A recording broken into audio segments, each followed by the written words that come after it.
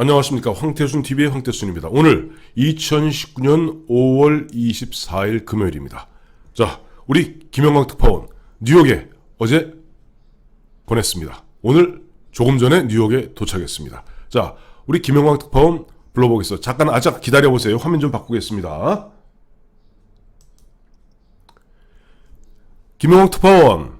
네, 안녕하세요. 보여요? 네, 잘 보입니다. 예, 저도 잘 보입니다. 자, 김영광 특파원.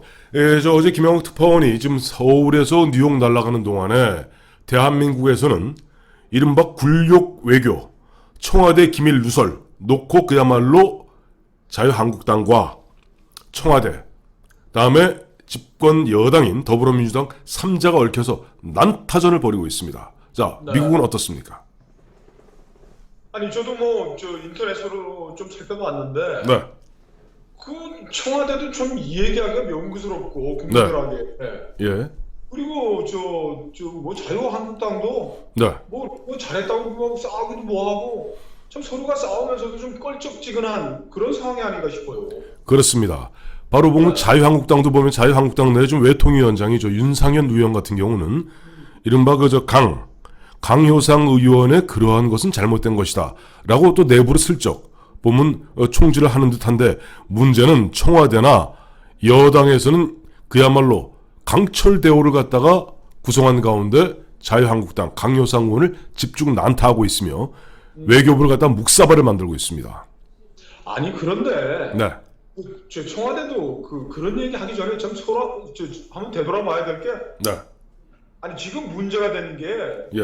한미 정상 간의 그 정상회담 타진을 위한 전화 내용이 일부 이제 리크됐다는 거 아닙니까? 그렇죠. 그 일국 정상 간의 외교적인 그 발언이 공개됐다라는 거는 네. 외교부는 뭐 누가 뭐라고 그래도 이 책임에서 뭐 자유로울 수 없을 것 같고, 네, 청와대도 앞으로 뭐 도대체 어느 나라 정상이 대한민국 문재인 대통령하고 통화하겠냐 이런 얘기가 나올 법도 하지만, 네. 이 정부 출범하면서 시작된 거 한번 생각해 보시죠. 국정원 비밀 컴퓨터를 뒤진 거 아닙니까? 이 정권이. 그 얘기는 하실 거 없고요. 문제는 지금 보면은 그리고 예. 우리가 황태순 TV에서 몇 번 얘기했잖아요. 그 문정인 씨가 무슨 네. 얘기했습니까? 하노이회담 끝나고 나니까 그 5월 25일부터 일본 국빈 방문하는 트럼프 대통령을 서울이나 평양으로 불러서, 아니면 6월 달에 오사카에서 G20 정상회담 할 때 들리는 트럼프 대통령을 살짝 서울이나 평양에 불러서 네. 김정일하고 뭐 만나게 할 수 있지 않겠느냐라는 실없는 얘기 했지 않습니까? 그것도 영국 가가지고.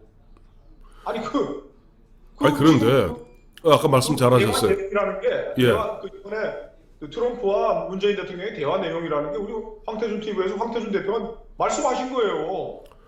문정인이가 공개적으로 얘기를 했고, 5월 국빈 방문할 때 살짝 와주면 안 되느냐, 문재인 대통령이 구걸하듯이 했다라는 건 이제 저쪽 자유한국당의 강효상 의원 주장이고, 그리고 그게 안 되니까 트럼프 대통령한테 그러면 6월달 오사카 올 때 좀 해주시면 안 되냐 그랬더니, 트럼프가 뭐 돌아오는 길에 뭐 잠깐 할 수는 있지 않겠느냐는 얘기는 우리 황태순 TV에서 황 대표님하고 저하고 공개적으로 했던 얘기인데, 이게 무슨 대단한 비밀이고 국익에 손상된다는 얘기입니까? 아니, 국익이 손상되는 게 아니라 국민들한테 체면이 안 서죠.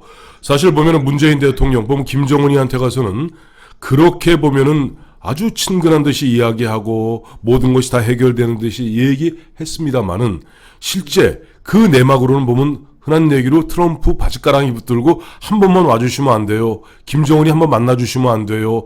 잠깐 3박 4일 일본 가셨을 때라도 잠깐 짬내서 오시면 안 돼요. 이런 것들이 드러나니까 그야말로 드러나니까 당혹스러운 거지.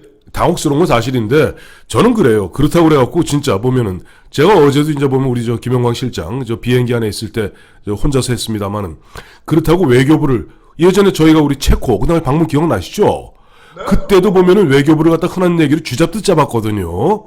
이번에도 마찬가지입니다. 보면은 뭐 내부 감찰도 있습니다만 청와대 일반 특명 감찰반에서 그야말로 갖다가 무슨 죄인 다루듯이 다루면서 이 문제를 확산시키는 것이 옳으냐, 이 문제를 전 지적한 거예요.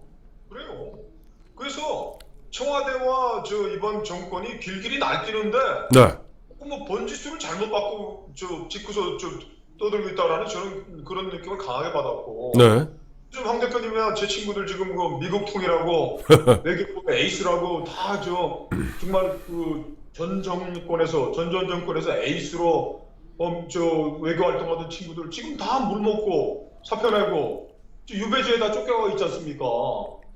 아니, 그러다 보니 그런 이유로 외교관들 다 쫓아내 놓은 상태에서 네. 한미동맹이 뭐 이거를 밑으로 줬다 누가 믿습니까? 한미동맹은 죄송합니다만은 문재인 정부 출범하면서부터 한미 간에는 삐그덕거리는 소리가 계속 들렸던 거예요. 그런데 문제는 아무 일 없었다는 듯이 특히 보면 최근 뭐 기억나시죠? 2월 27일, 2월 28일 하노이 회담 때까지 당초 문재인 대통령이나 문재인 대통령의 외교 책사라는 문정인 씨의 머릿속에는 거기에서 김정은이하고 트럼프 만나서 쏘곤쏘곤 뭐 사인 하나 하게 되면 그다음부터는 평화가 왔다라고 얘기하면서 어마어마한 대북 지원하는 가운데 그런 분위기를 몰아가려 했었습니다. 그런데 그것이 볼튼 때문에 망가졌잖아요. 그러다 보니까 지금 계속 그야말로 지난 1년 동안 국민들을 어떻게 보면 속여온, 어떻게 국민들을 다 기만해온 이런 실체들이 드러나는 부분에 대해서 당혹스러운 건 당혹스러운 것인데 저는 그래요. 이 부분에 있어 자유한국당도 마찬가지고 청와대도 마찬가지고 적정한 선에서 휴전을 했으면 좋겠어요. 언제까지 서로 한쪽에서는 굴욕 외교다. 그러면 굴욕 외교면 우리 솔직히 말 대한민국 헌정사 70년의 굴욕 외교 아니었던 적이 언제 있습니까? 아니 박정희 대통령 기억하시겠습니다만 박정희 대통령 주한미군 철수 막기 위해서 진짜 목숨을 걸고 굴욕 외교 비슷한 거 했잖아요. 우린 늘 그래 왔습니다. 그것은 국제 정치에 있어서 힘의 불균형 속에서 일정 부분 우리가 그런 식의 좀 감수할 수밖에 없는 부분이 있어요. 이거 갖고 자유한국당인들 청와대를 갖다 하는 얘기를 조진다고 무슨 큰 뭐 소득이 있겠으며 또 청와대도 이거 갖고 뭐 계속 뭐 강효상 의원을 조지고 그다음에 강효상 의원의 무슨 고등학교 후배라는 뭐 주미 참사관을 갖다가 조지고 외교부를 탈탈 털고 쥐잡듯 잡는 것이 옳은 길이냐. 이런 부분에서 그야말로 지금 보면 국회에서 정치권이 해결해야 될 문이 얼마나 산적해 있습니까? 저는 이 시점에서는 뭐랄까 적정한 선에서 휴전하는 것이 맞다. 전 그렇게 보고 있어요. 아니, 덮는 게 옳은 일이고 그리고 네. 청와대도 지금 네. 뭐 트럼프한테 트럼프 가지가랑이 붙잡고 말이야 5월에 못 오면 6월에 해달라 그냥 9월에 하겠다는 게 드러나니까 그냥 깜짝 놀라고 그러는데 네. 아베가 지금 그 트럼프 5월 25일부터 그 국빈 방문 성사시키기 위해서 그리고 저 오사카 G20 참석하는 거 하기 위해서 얼마나 간살스럽게 했어요. 아니 멜라니아 트럼프 대통령 부인 멜라니아 생일까지 챙겨줬잖아요. 골프 쳐가면서. 자, 이번에 네. 황 대표님 말씀이 맞죠. 이거 창피한 일이니까 청와대 덮어야 되고. 네. 강효상 의원은 후배 지금 큰 이제 공공에 처하겠는데 네. 그걸 확인할 길은 없을 거예요. 네. 카톡 주고받았더니 카톡 내용까지 검찰이 뒤지는 거 알 테니까 이 점에서 듣고 특히 청와대 반성해서 한미 관계 어떻게 하면 새롭게 정립할 수 있을지. 아니 남의 집 잔치 오는 트럼프 불러들여가지고서 뭐 잔치집에 온 사람 술 불러내가지고서 쌀국수 하나 먹여가지고서 뭐 좀 광내려 그러는데 미국이 어떤 나라입니까? 그리고 지금 미국 CIA 한국 주재 요원들이 박근혜 시대보다 배로 늘어났다는 얘기를 제가 들었습니다. 미국 통들한테. 역시 미국 가니까 새로운 뉴스가 나오는군요. 우리 외교관들, 우리 미국과 종통한 예. 분들 얘기가 그래요. CIA가 지금 CIA라는 게 나 외교관으로 와 있고 상무원으로 와 있고 하는 거지만은 지금 문재인 대통령이 얼마나 한미 동맹을 깨트리고 한미 군사 동맹을 무력화시키고 북한 김정은에게 숨통을 틔워주기 위해서 지금 암약하고 있고 북한의 지난 2018년에 정제위가 어떻게 불법 한적에 대해서 가고 석탄이 지금 어떻게 해서 들어오는지에 대해서 미국이 지금 손바닥 들어보듯이 다 들여다보고 있는데 이거 이렇게 손바닥 가려서 부시 전 대통령 백악관 불러가지고 전 대통령께서 찾아오신 게 한미동맹의 굳건함을 상징한다고 얘기해본들 거기 온 아들 부시 대통령이 믿겠습니까? 한국의 주재하고 있는 CIA 요원이 믿겠습니까? 이건 나라 망신이니까 그만하셔야 됩니다. 예, 김영학 실장 있는데 어제 아까 말씀하신 대로 그 아들 부시 대통령이 와서 한 7분간 정도 연설을 했어요. 이렇게 풀 연설을 들어보니까 문재인 대통령이 들으면 등골이 오싹하겠습니다. 내용은 뭐냐니까, 내용은 핵심은 그거예요. 우리 보면, 물론 뭐 고인에 대한 추억을 갖다 추모를 하면서 고인이 인권을 중시했기 때문에 그와 같은 인권의 물결이 북한에도 전파되어야 된다. 문재인 대통령이 가장 싫어하는 얘기를 갖다 어제 부시 전 대통령이 얘기합니다. 단도미사일 하지 마라. 단도미사일 하지 마라. 단도미사일이 있으면 장검미사일도 있냐? 참. 앞서 본 얘기는 예.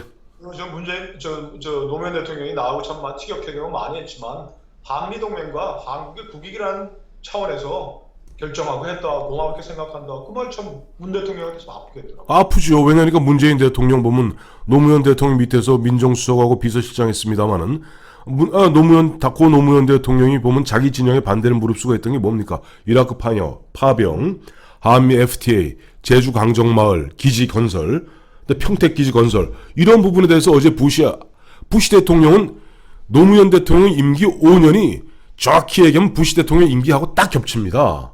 5년이 다 들어가 있어요. 근데 부시 대통령 어제 그 하나하나를 지적하면서 그러한 부분에 있어서 노무현 대통령의 그 당시에 그러한 어떤 노력들을 굉장히 칭송하고 있는데 문제는 문재인 대통령은 보면 야당 의원 시절부터 계속 노무현 대통령이 만들었던 그런 부분들을 깨뜨리기 위해서 혈안이 돼 있지 않습니까? 그러니 어제 부시 대통령의 이른바 그 추모사를 들었는 문재인 대통령 그야말로 등에서 식은땀이 쫙 나지 않았을까 하는 생각이 드네요. 그렇습니다. 예. 하여튼 김영학 특파원 하여튼 이번에 6월 6일까지 있나요? 네. 6월 6일이 미국에서는 D-Day죠? 2차 세계대전. 그래요. 하여튼 그 미국의 현지 뉴스 마침 보니까 2월 아마 오늘이나 내일쯤 그 트럼프 대통령이 일본을 갔다가 향해서 출발할 겁니다. 네. 일본 출발해서 25일부터 28일까지 우리 한국 시간으로 트럼프 대통령의 방일 일본 국빈 방문입니다. 그와 관련해서 미국에서 나온 뉴스 좀 꼼꼼히 챙겨주시기 부탁드립니다. 그렇게 하겠습니다. 네, 자 그러면 내일 뵙겠습니다. 감사합니다. 감사합니다.